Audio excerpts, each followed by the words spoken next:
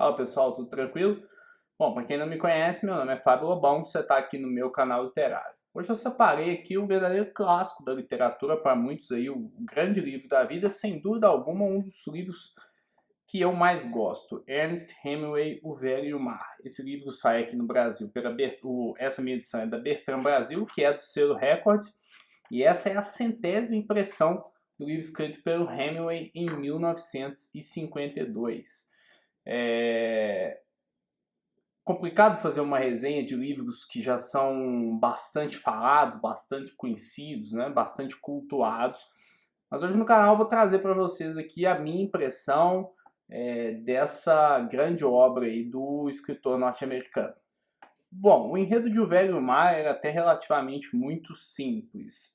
O velho do título, o Santiago, é um pescador que vive em Cuba e ele tem 84 anos e ele outrora foi um excelente pescador, assim, uma referência para vários. E ele está sempre na companhia do jovem Manolim, que é um aprendiz de pescador, e ele aprendeu diversas técnicas com o Santiago. O Santiago é um grande mentor e amigo do Manolim. O Manolim, para ele, o Santiago é uma grande referência para o Manolim. Ocorre que o Santiago está passando por uma seca. Ele tem 84 dias que ele não consegue pescar um peixe sequer. E durante boa parte desse tempo, ele saiu para pescar com o Manolim e nada. Passados aí uma boa parte desses dias aí, não lembro exatamente se 30 ou algo parecido nesse período, a família do Manolim proíbe ele de sair para pescar com o Santiago, porque o Santiago traria azar. E o Santiago passa a ser visto pela comunidade ali daquela região ali onde ele vive, uma região muito pobre. O Santiago leva uma vida muito humilde. Ele é um grande admirador de beisebol. E a Cuba da década de 50, pré-revolução, tinha muita ligação com os Estados Unidos. Então ele tinha um jogador de beisebol muito famoso, que até foi namorado da Marilyn Monroe. Eu vou achar o nome dele aqui, o DiMaggio, que é um jogador, se não me engano, do New York Yankees. Então ele admirava esse jogador. Ele via jornais, recortes antigos de temporadas brilhantes do DiMaggio. Então, nesse contexto de vida humilde é que todos viviam, né? Então, voltando, o Manolim e a família dele proíbe de sair com o Santiago, porque o Santiago trazia azar, e naquele contexto, azar significava não ter comida, porque você saía para pescar com esse intuito, né, de subsistência. Então, e o Manolim fica indignado, porque mais do que simplesmente pensar no Santiago como digamos, empregador, o Manolim era amigo do Santiago. Então, o Manolim tinha no Santiago uma figura de referência, alguém que ele visualizava como uma pessoa extremamente importante no seu contexto de vida. E aí o Santiago vai sendo relegado por todas aquelas figuras que antes o admiravam, porque ele estava 84 dias sem pescar, e isso era uma demonstração de fraqueza. O Santiago estava velho, já não tinha mais nenhuma condição de exercer ali a sua profissão, né? Então o Manolim vai ficar indignado, a família o proíbe, e o Santiago, ele não desiste, ele vai continuar tentando. E aí no 85º dia, ele acredita que o 85 seria um momento de sorte, né? No 85º dia, ele sai novamente para tentar pescar. Então perceba, aqui já tem algumas sacadas do livro que eu vou falar mais adiante, mas no 85º dia, ele parte para mais uma tentativa de pescaria, e aí uma coisa diferente vai acontecer. O Santiago parte para o mar novamente na tentativa de pescar, ficaria horas tentando pescar e nada. O Santiago faz o seguinte, ele avança mais, então ele segue em alto mar. Então percebam, 84 dias realizando as mesmas tentativas, não consegue. No 85º ele tenta fazer exatamente a mesma coisa e novamente não consegue e avança para o mar. E aqui vou fazer uma observação. Eu não consigo avançar na resenha sem trazer alguns spoilers da obra. Então, quem não tem medo de spoiler, continue no vídeo. Quem já leu o livro, continue também. Mas se você não leu e não gosta de spoiler, avança um pouquinho no vídeo, porque eu vou, na minha conclusão aqui, talvez o spoiler eu não estrague a surpresa de você. Tá bem? Então vamos lá. O 85º dia ele avança. Ele avança tentando fazer um pouco diferente daquilo que ele vinha fazendo nos 84 dias. Só que aqui tem um problema, ele está avançando em alto mar. Então ele está enfrentando o novo. Ele está enfrentando algo que há muito tempo ele não via. Desafios vão se aproximar para que ele conquiste aquele objetivo. Então ele avança, ele continua avançando e passa-se dias. Ele vai pescar o grande peixe, que é um marlim, é uma espécie de peixe-espada. Ele é bem maior do que o peixe-espada, mas ele é muito grande, ele é gigante. E aí o Santiago trava uma batalha hercúlea para conseguir pescar o marlim. Isso vai machucá-lo, ele vai sangrar, esse sangue vai escorrer para o mar e aí vai ter algum impacto ali adiante. Mas o Santiago trava uma batalha para conseguir pescar o marlim, porque ele precisa provar para si mesmo, naquele momento, apesar de tudo que ele já tinha feito, de que ele era capaz de conseguir pescar novamente. Então ele vai lutar, vai se machucar, vai se ferir, mas ele consegue pescar o marlim. Então, o objetivo dele foi alcançado depois de alguns dias de alguma tentativa de fazer diferente, mas aquela conquista ela não vem sem dor. Ele se fere. Mas o Santiago conquista o seu objetivo. Ele pesca o marlim. Só que ele está à deriva em alto mar. Ele avançou demais. Ele saiu daquela zona de conforto dele. E ele tem que voltar. Ele tem que voltar. E lembram daquele sangue? O que acontece? O sangue atrai tubarões. Então começam os tubarões a atacar o barco do Santiago e um tubarão vem, abocanha uma parte do marlim. Depois o Santiago, depois de certa luta, ele luta contra o tubarão, ele tenta salvar o marlim, ele tenta salvar o próprio barco, salvar a sua própria vida, afinal de contas, ele mata um tubarão. Mais sangue é jorrado no mar, novos tubarões são atraídos e, novamente, mesma dinâmica. O tubarão vai lá, abocanha uma parte do marlim, o Santiago luta contra o tubarão na tentativa de voltar e vão se passando dias e o Santiago consegue vencer, só que aí o que acontece? O marlim foi todo destruído, só sobrou a carcaça dele. Então ele vence conquista o objetivo, ele pesca o marlim, ele luta contra os tubarões, ele vence aqueles desafios, mas ao voltar para casa ele já não tem mais nada. Ele só tem a carcaça do marlim. Quando ele chega na praia, ele desce extremamente cansado, exaurido, ele cai algumas vezes segurando o mastro do barco. Todas aquelas pessoas ali da redondeza ficam extremamente admirados e embasbacados. Como pode o Santiago ter, primeiro, voltado, segundo, pescado aquela enormidade de peixe. Depois que as pessoas veem o Santiago, o Santiago não liga para eles, porque o Santiago está exausto. Ele parte em direção à sua casa, extremamente extenuado, exausto, cansado, e o único que vai até o Santiago é o Manolín. O Manolín, extremamente preocupado, vê aquele estado deplorável do Santiago e o único pensamento do Manolín é ajudar o Santiago. Tratar do Santiago, levar comida para o Santiago. Passado algumas noites ali, o Santiago acorda, o Manolín está lá dando comida, eles conversam, o Santiago até se lamenta de que não teria conseguido, porque o peixe não voltou, mas o Manolín diz para ele que ele conseguiu. E o Manolín fala de planos de voltar a pescar com o Santiago. O Santiago até reluta, e a sua família e tal. Mas o Manolín insiste, dizendo que vai pescar com o Santiago. E o Santiago, numa visão extremamente altruísta, ele quer compartilhar alguns pedaços ali que ficaram da carcaça com pessoas da região. E aí o livro acaba. Bom, esse é o roteiro. As camadas do livro. O que faz o livro um clássico? O que faz desse livro um clássico? Primeiro, na minha visão, é a capacidade que o Hemingway tem de, nessa história, demonstrar pra gente, afinal de contas, o que é a nossa vida. A nossa vida é cercada de conquistas, de perdas, de tentativas, de frustrações, mas as conquistas estão nas pequenas coisas. Nas pequenas coisas. São as pequenas coisas que nos fazem ser grande. E não somente essas pequenas coisas, mas o processo.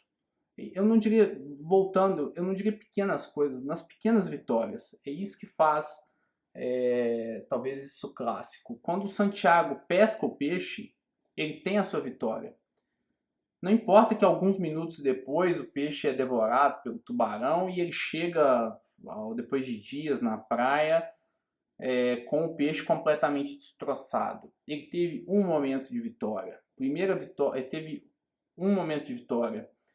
Vitórias pequenas. Sair da zona de conforto, enfrentar o desafio e conquistar o objetivo, ainda que tenha sido por um pequeno período de tempo.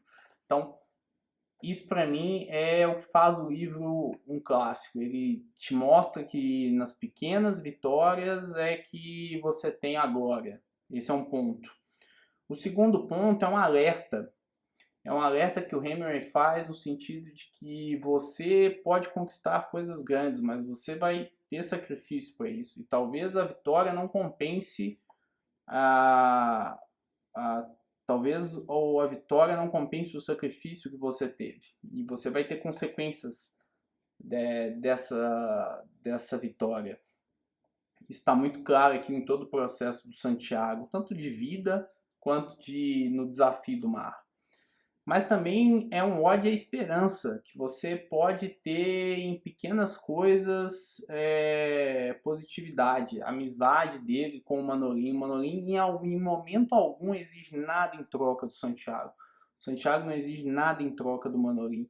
Você tem um velho de 84 anos e um jovem, e eles são amigos, eles são companheiros. O Manolin não quer saber do peixe quando o Santiago chega, ele quer saber do Santiago. E o Manolin, durante o período que o Santiago estava fracassado, se a gente pode chamar assim, foi o único que deu suporte para o Santiago. Nenhum daqueles outros que um dia cultuaram o Santiago, mas na primeira dificuldade que o Santiago teve, o ignoraram, o Manolin foi o único que teve com ele o tempo todo. E não importa se você tem 1, 2, 3, 15 amigos, importa a verdade por trás dessa amizade. E ali você tem o Manolin representando essa figura. E mais ainda, talvez a gente se importe demais com o que a massa fala da gente ou pensa da gente, quando a gente esquece o que uma única pessoa verdadeira pensa da gente. Aqui o Santiago, num momento de até talvez de preocupação com o contexto do que as pessoas falavam dele, porque ele foi um ótimo pescador, ele se deixa levar por um período de baixa. E ele parte rumo ao desconhecido. Há até um paradoxo, se ele não partisse rumo ao desconhecido, talvez ele não tivesse mostrado para si mesmo que ele era capaz ainda de, aos 84 anos, conseguir uma vitória. Mas ali ele teve o êxito. O êxito foi ser reconhecido pela única... Ser reconhecido não, pela única pessoa que sempre o reconheceu, continua reconhecendo independentemente do fracasso ou do sucesso. Continua sendo a mesma pessoa. E isso é um alerta para a gente. Talvez a gente se importe demais com o que um monte de gente fala e esqueça o que uma pessoa próxima fala. Ou, pelo contrário, esquece o que a gente sabe de si mesmo. Né? Então, talvez isso também esteja muito bem demonstrado aqui na obra, de que a gente se importa muito com o outro e esquece às vezes do que uma pessoa importante, ou a gente mesmo pensa de si. Nesse sentido, o Velho Mar é uma obra completa. É uma obra completa porque desnuda o ser humano. Novamente, falei isso outras vezes aqui. É a anatomia de uma pessoa. É como a gente se vê, o que a gente faz durante toda a vida, os desafios que a gente enfrenta, as tentativas que a gente tem de se provar e às vezes nem é necessário. E, sobretudo, é um retrato de humildade, de que tem a vida, o mar está representado aqui, talvez, é muito maior do que a gente, e a gente deixa coisas pequenas de lado, tentando buscar algo maior, e pode ser que esse algo maior não seja lá o que a gente espera.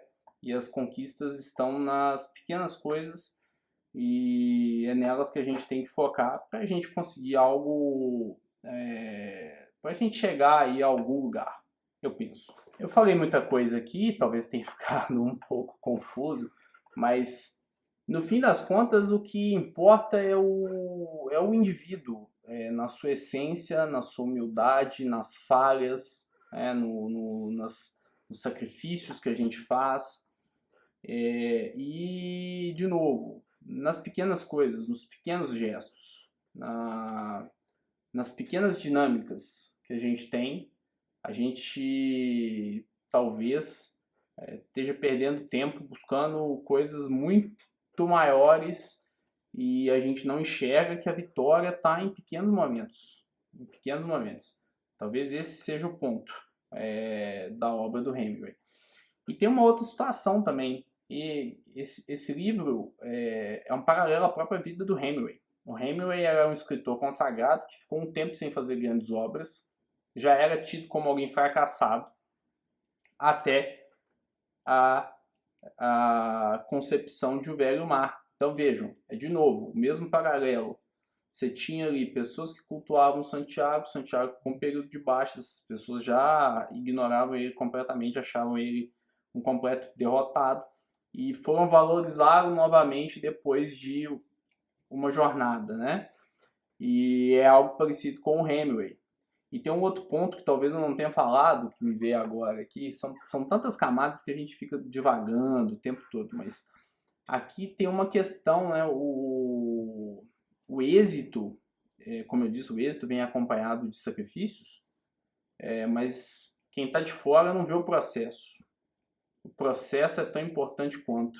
Às vezes o processo exige da gente, ainda que a gente não queira, um período de baixa, um período de tristeza, um período de afastamento, um período de exílio. Foi o que o Hamilton fez, o Hemingway fez, foi para Cuba. Eu não sei nem se eu falei Hamilton nas outras passagens do vídeo, se eu falei Hamilton, me desculpem, Hemingway. O Hemingway se exilou em Cuba.